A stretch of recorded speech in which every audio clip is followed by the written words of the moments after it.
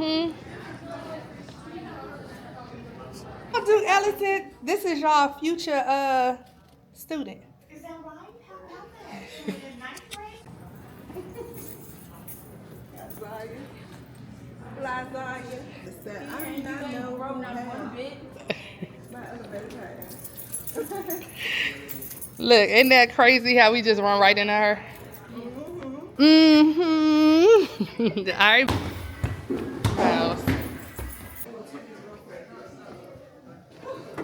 We're working on a mixed media project with the photos and paint is gonna get real messy.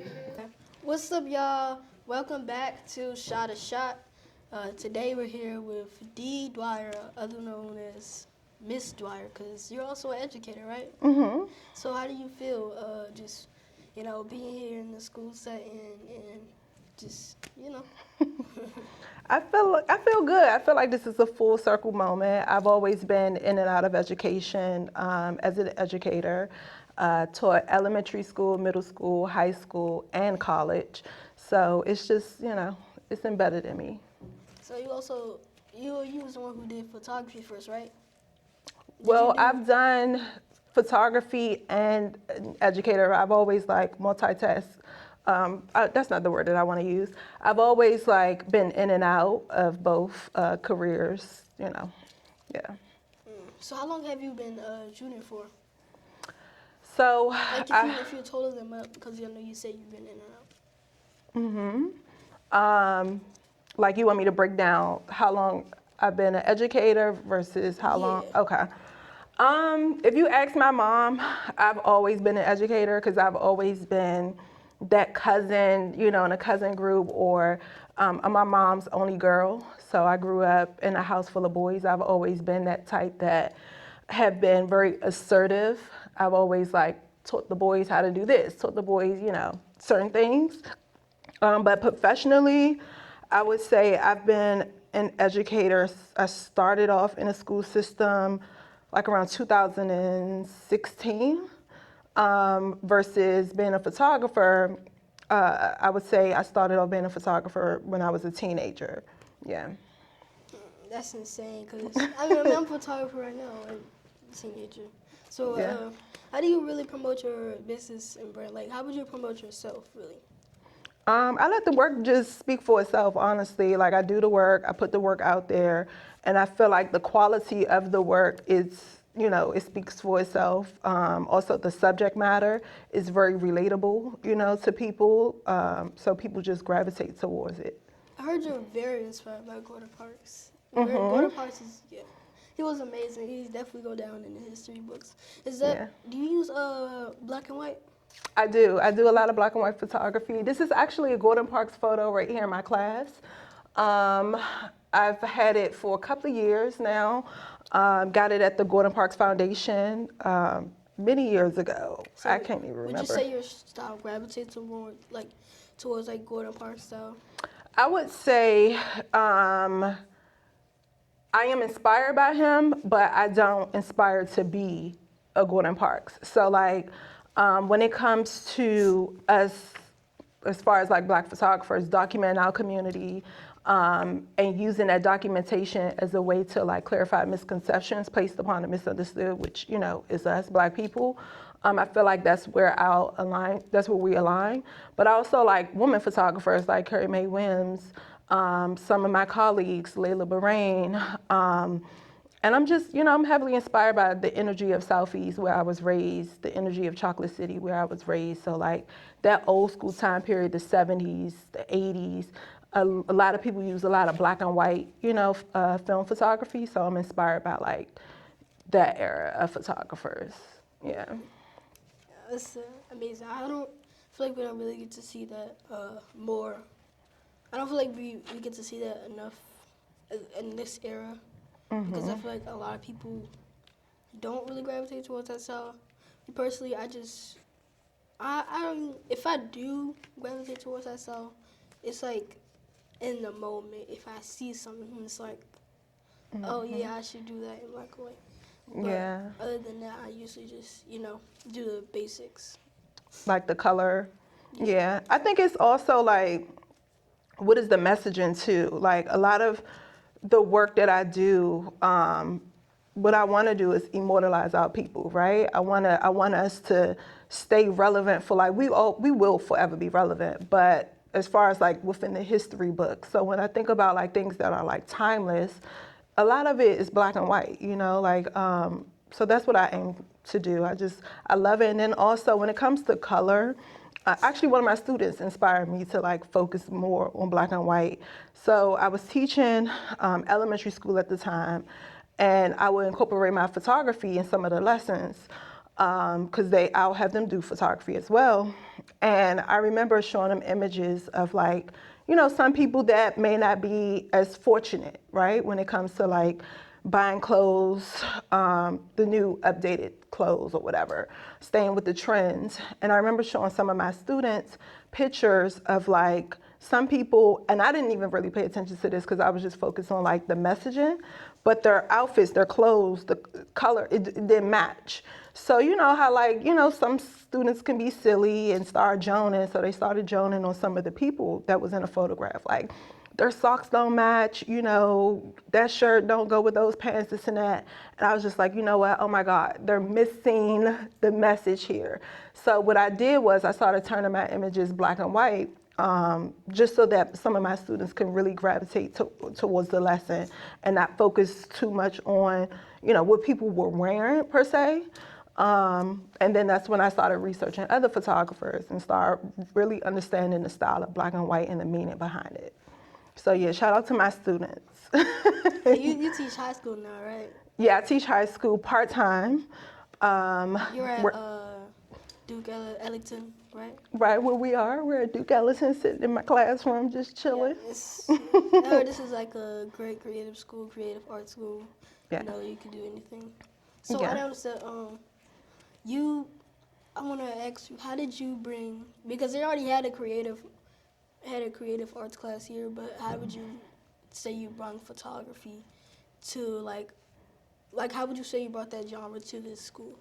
Oh, that's a good question. So the department that I'm in is camp department. They focus on film, and they already had like photography here.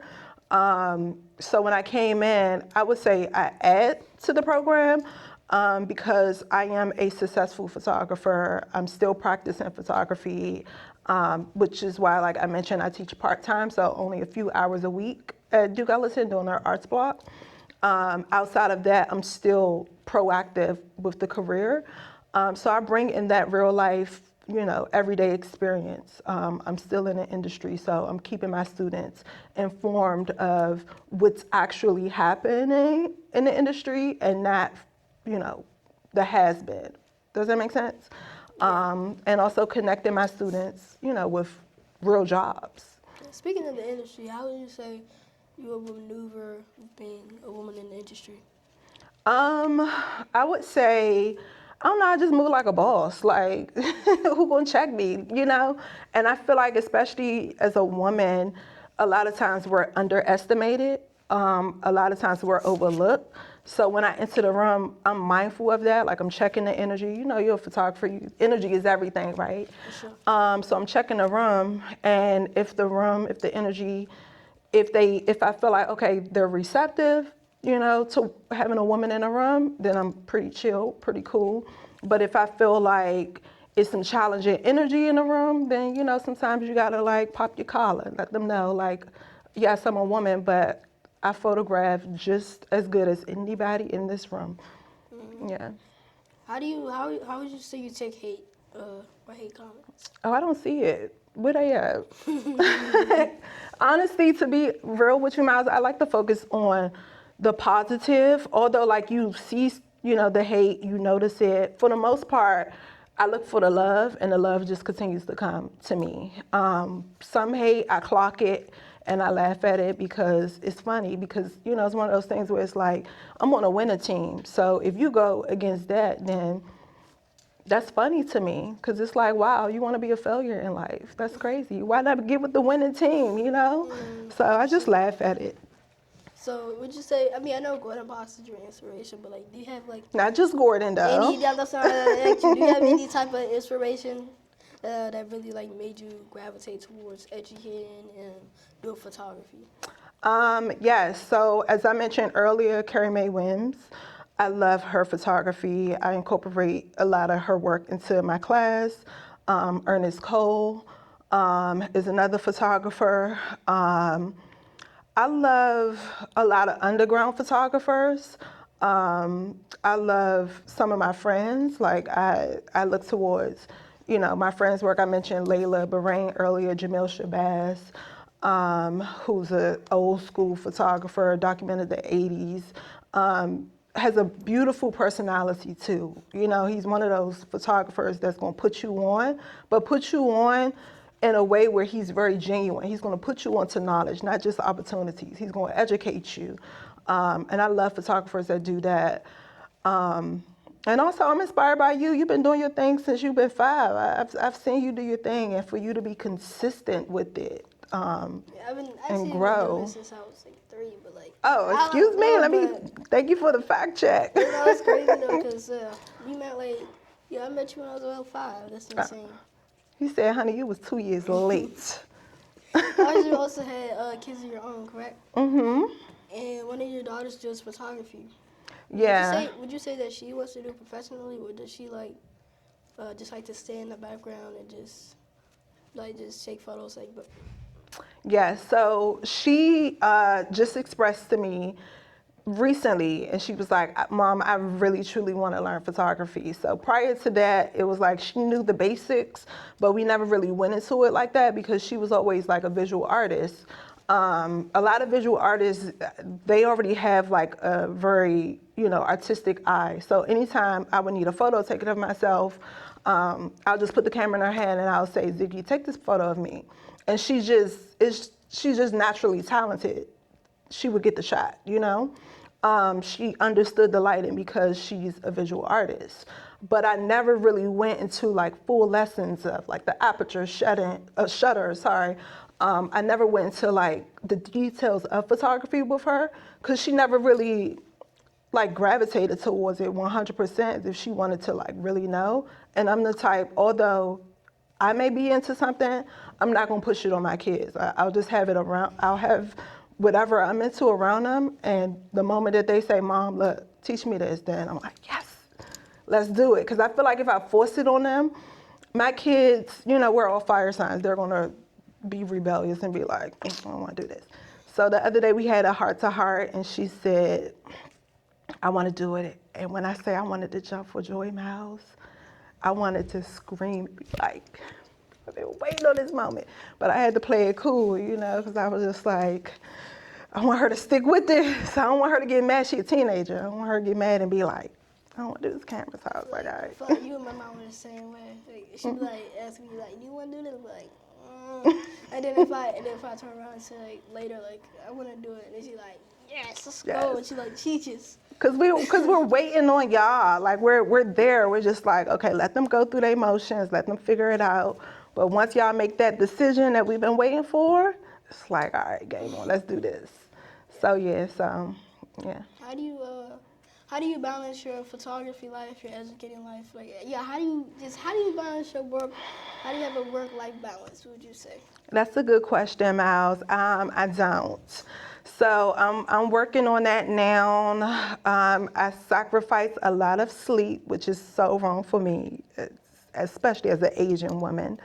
I am aging. I know I look young and everything, but sister girl is getting up there. So I'm trying. Every day I'm learning how to do it, but I feel like I'm on a spiritual journey. So like, even when I'm tired, I'm still doing it. I don't know, God, the ancestors, they're always just throwing things on my lap. And I just feel so blessed to be able to, number one, be a mother, be a Black woman. I'm also a single mom. And I get to like live my dreams. I get to do every single thing I want to do. I love being an educator. I love being a visual storyteller. I love being a mom. I love being the girl that can go outside. Your mom called me the other day on my birthday, and I was like, like, I just love to be able to do so many different things as a woman, and especially as a Black woman, you know, that I just feel so blessed, too blessed to complain, you know? Yeah. I know you provide a lot for the community, you know, and all, like, you just, you know, Dee Dwyer. Like, the Dee Dwyer, just triple threat, you know what I'm saying? But, like, what would you say you provide to the community or to the school? Like, I already know you provide a lot. I just want to see what you would think. Lord, I want to say, first off, I provide good vibes. You know, like when you see me, unless you on my bad side, you know, because I am an Aries, we got that spiciness. But if the spiciness comes, it's because you put yourself in that position. But for the most part, I come with a vibe, you know. So I feel like a lot of times when I go through the community lights up. They're like, yo, like they know they about to get something out of me, you know, like good energy. So I feel like I pour a lot of that into the community, and the community pours a lot of that into me. That's number one. Also, just being able to be the visual storyteller of the community, you know, the keeper of the community. I feel like that's really important to do. You know, it needs to be more of us out here that's very intentional that does that, especially with this constant attack on us as Black people.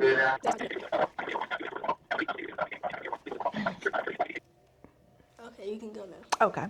So I would say good energy, and then also the keeper of our stories. I would say good energy, and then also the keeper of our stories. So like I document our stories, make sure that even within the media industry, that our stories are being told respectfully. Another thing that I do is I'm a culture curator. So I have the Chocolate City Experience, which is a recreation of a beautiful day in a Black neighborhood. We have the old school cars, you know, that old 70s Marvin Gaye type of energy. We support Black businesses. They do pop-ups. We don't charge them a fee. Come, make your money. We have DJs. We do hopscotch, double dutch, like all the old school games that we do. And it's a free space for all to come and enjoy. We do roller skating. You know, we have the bikes come through. And it's just a vibe. It's a beautiful cultural space. Yeah, I think I've been to your events like many times before. So yeah, so that's just a small amount of what I do. So you have a hidden talent that anybody doesn't know about, or like something that you would Oh my probably God. do if you wasn't educated or do photography. Yes. Welcome to being in the schoolhouse. So like a couple of years ago, Myles, I was doing stand-up comedy. So I am a little comedian, you know. I get down with that. I wonder I can feel the energy just.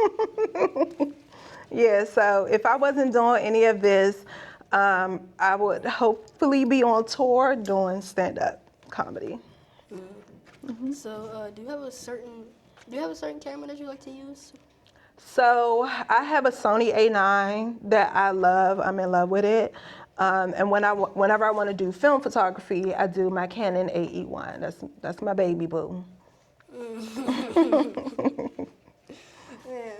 So it's just honestly crazy. Y'all see Dee out here. She doing everything, providing for the community. I mean, you just do everything. Like what don't you do at this point? So. Yeah, that's true. Do you have any challenges that you face? I mentioned earlier, like being a single mom. Like when I say a single mom.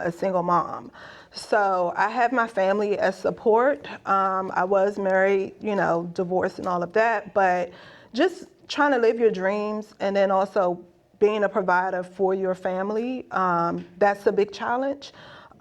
Mentally, physically, all of that, spiritually, all of that. So I try to like make sure I have good vibes around me. Like people will know I will cut you off. Like I can know you for 20 years, 30 years, I will cut you off if you bring negativity my way, because I'm already dealing with a lot that people don't see. So like for me, like being a single mom, trying to live out your dreams, but also trying to provide support and grow these amazing human beings, it's a lot. So I recently got accepted into the Nicholson Project, which is a artist residency in Southeast D.C. And one thing that I really haven't shared that much about, like at least during this interview, is I'm going to be working on a special project where the subject matter is single mothers. So I feel like a lot of times people, they see our hard work, they see the results of our hard work, but they don't understand what's going on behind the scenes. So I really want to take people on a strong visual journey with that. And with that project, I'm going to be doing all film photography. Wow, Yeah. that's amazing. I definitely look forward to that. That sounds like something that just, wow, you just have a lot going on. Yeah. Just be doing everything. So Yeah. I just want to ask one more thing. Mm-hmm. If you have one gem that you would give to anybody in the community, what would it be? Just stay genuine, stay genuine no matter what you want to be, whether you want to be a doctor, a lawyer, a writer, an activist, like stay genuine. Oftentimes, like especially when money is involved, or even, you get into certain communities, don't let people like make your head so big that you just think that you're bigger than humanity, so just like stay genuine and put humanity first, So that's my biggest thing. Yeah, can you drop your social media for them? Yeah, so I'm an Instagram girly. What is it? It's DeeDwyerjonts. So at Deedwyerjonts. That's my Instagram. And then my website, www.deedwyerjonts.com. Thank you for being on this podcast with me. So, thank you for having me. Thank you for taking time on here because I already know you got a lot going on. So Yeah, I got a few classes to teach soon. Thank you. This is Shotta, and I'll see y'all on the next episode. Bye. He's been a photographer since he was 3 years old, so he has 10 years in the game. Myles has been photographing everything and everyone, right? New York Fashion Week, he travels, he does everything. Your favorite celebrities, okay, Myles, he done been there, done that. Probably did more stuff than me. Today he came in, he interviewed me, and he's getting some B-roll, documenting some of y'all, do your thing. Okay? All right. So I feel like it could be a little bit more stronger, aesthetic-wise. You understand what I'm saying? Deeper in thought on like how do you want to execute the messaging of it? Do you want to do like motions?